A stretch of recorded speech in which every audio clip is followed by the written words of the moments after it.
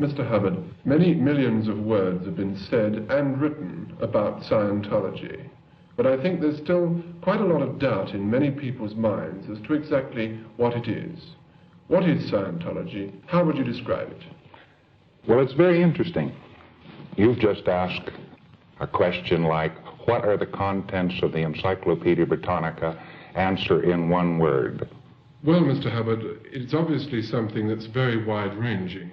And if you can't describe it overall, perhaps we can begin at the beginning. How did you get into Scientology? How did it all start?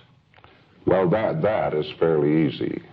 When I was a very young man, I spent most of my teens in Asia.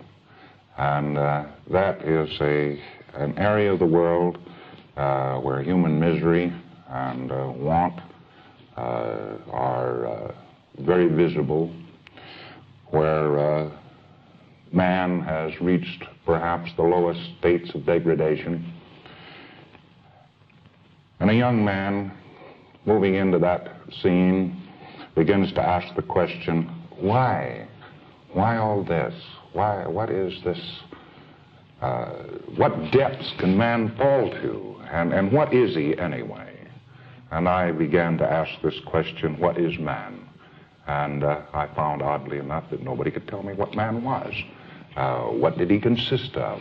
Where was he going? What was he doing? I became very fascinated with this particular line of research, and I made it my life's work. Did you read widely of philosophy? Yes, but the philosopher, of course, has spent most of his working years in his ivory towers, and he was pretty insulated from life. To really know life, you've got to be part of life. You must get down and look. You must get into the nooks and crannies of existence.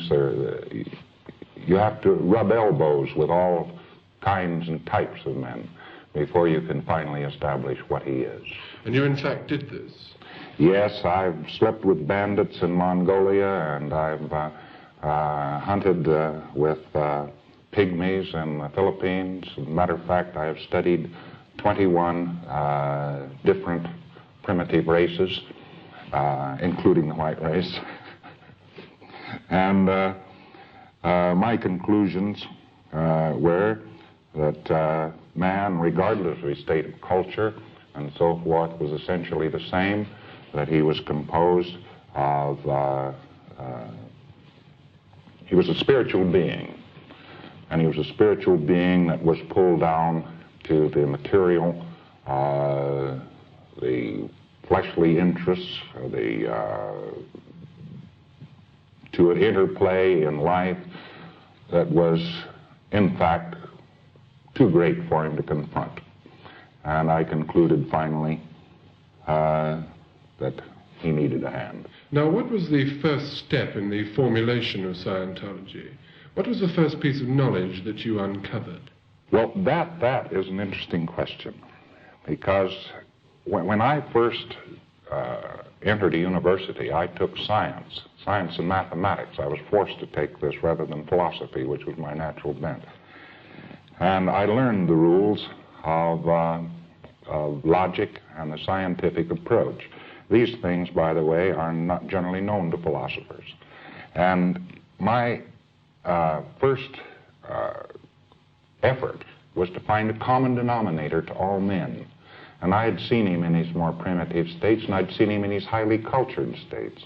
And I said, somewhere one can isolate a common denominator that embraces all men. And perhaps from that we can unlock this riddle.